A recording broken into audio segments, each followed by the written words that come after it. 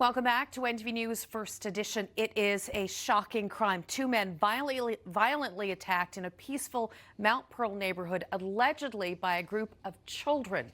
As the community reels, many are asking why there seems to be a rise in violent crimes perpetrated by young people. Well, joining me to discuss some of the aspects of this alleged crime and other violent crimes by kids is Dr. Janine Hubbard with this week's Get Psyched. Thank you so much for coming in and for taking on this conversation.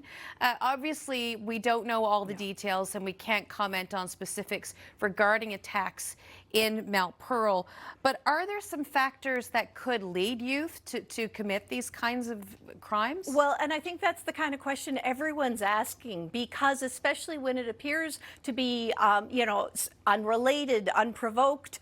Obviously, we don't know the details, but the World Health Organization has actually done some really interesting research in this, looking worldwide about what are some of the factors, and they look at individual characteristics, they look at family and community characteristics, and then they look kind of more population health-wise.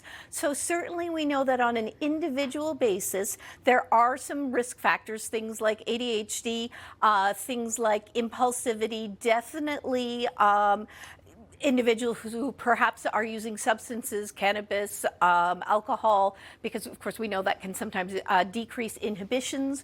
On a family level, we also know that lack of supervision or monitoring by parents leads to, again, some questionable behaviors. We see things like if you come from a home of low employment or low academic achievement, financial factors, those are all there.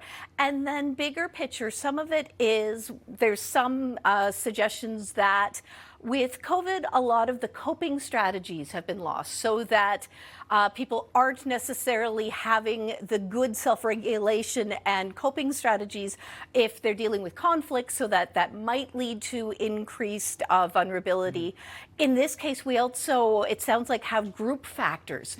And especially remembering this kind of age, things like peer pressure, things like wanting to be accepted, and also that lovely adolescent brain that really doesn't think through the, okay, if I make a poor choice today, that could have like really major repercussions, especially when it's in a group and you get carried away and you get caught up in the some of the ideas, and in some, there is an excitement that comes along with violence or planning of violence. All right, Dr. Hubbard, unfortunately, we are out of time, but I know this is going to be an ongoing topic, so we can always address this again next week. Thank you so much for coming in. Thank you, and stay safe, everybody.